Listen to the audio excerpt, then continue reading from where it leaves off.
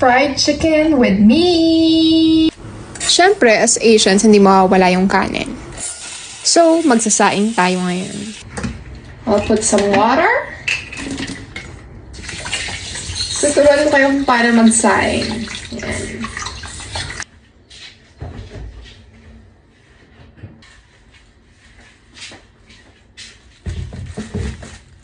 I have the marinated chicken here.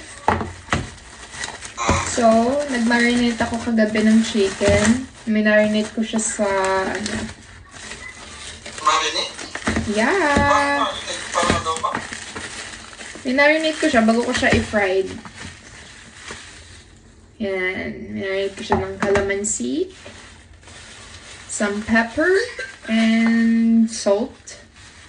Wala akong patis, so I use soy sauce. So, naglagay ako ng 2 cups of flour. And I also have the garlic powder here. And some cinnamon powder for the fried chicken. So yeah, let's fix it. Of course, I'm gonna put some salt. Para ko inaka muna, binabad mo. Yeah, and I'm gonna put some salt now. I will mix it together. Now I'm gonna put the powder dito sa aking chicken. So, magpapainit tayo ng eto. We'll mix the chicken with the flour and So, nagugas ako ng kamay before mixing it, of course, for hygienic purposes. All-purpose flour. So, I forgot. Okay. I forgot to put the egg. So, let me mix it together with my chicken.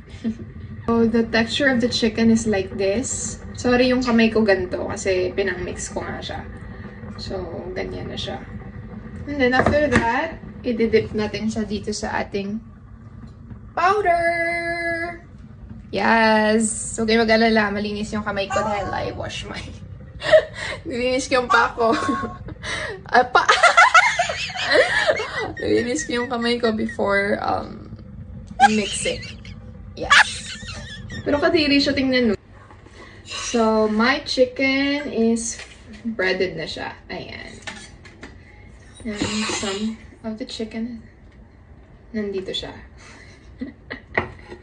English no more. And yung rice ko naman, it's almost cooked. So, now, let's put the chicken sa kawali. Medyo sobrang... Look at that. So, this is the first batch. O, diba? May McDonald's, McDonald's, ayan.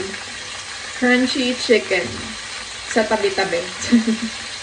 So, ito yung first batch. Then, nihintay ko lang yung second batch. Yeah. I'm also gonna do gravy. Gamit yung chicken cubes, cornstarch, and some pepper. So, ito na lahat ng fried chicken na aking naprito. So, I boiled some water. Put the chicken cubes. Yeah.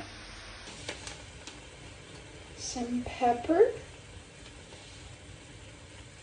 Mahilig ako maglagay ng maraming paminta dahil mahilig ako sa paminta. And alam nyo ba na kapag naglagay kayo ng paminta, maganda yan sa throat. So yeah. Maganda yan sa throat. I will put some cornstarch.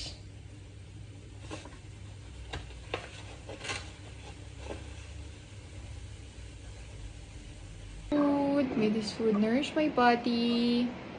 Salamat po sa blessing at sa pagising sa akin ngayong araw. In Jesus' name, Amen.